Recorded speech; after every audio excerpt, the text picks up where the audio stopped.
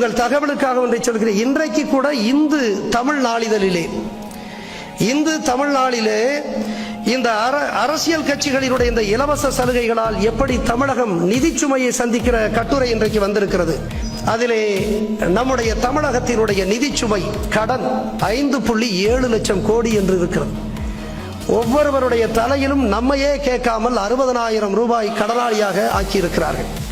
பிறந்த குழந்தைக்கு 60,000 ரூபாய் கடன். ஆக தமிழகத்தினுடைய அந்த நிதிச்சுமை கடன் சுமை 5.7 லட்சம் கோடி. இது எப்படி? இலவசங்கள்.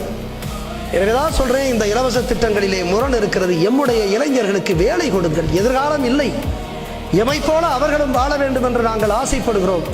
எனவே எம்முடைய மக்களுக்கு இது போன்ற பொருள்கள் கிடைப்பதற்கு நாங்கள் தடையாக இருக்கவில்லை.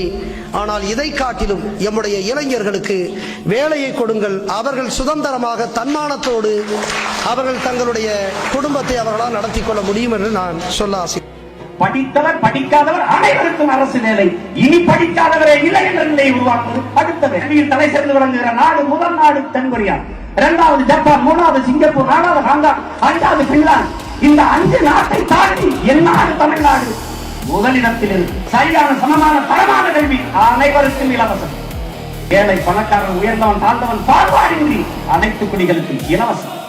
8 கோடி மக்களால் நிறுவப்பட்ட அரசால் கொடுக்க முடியாத கல்வியை ஒரு பணி போராடி கொடுத்து வந்தால் அரசு தோல்வியை ஒத்துக்கொள்கிறதா?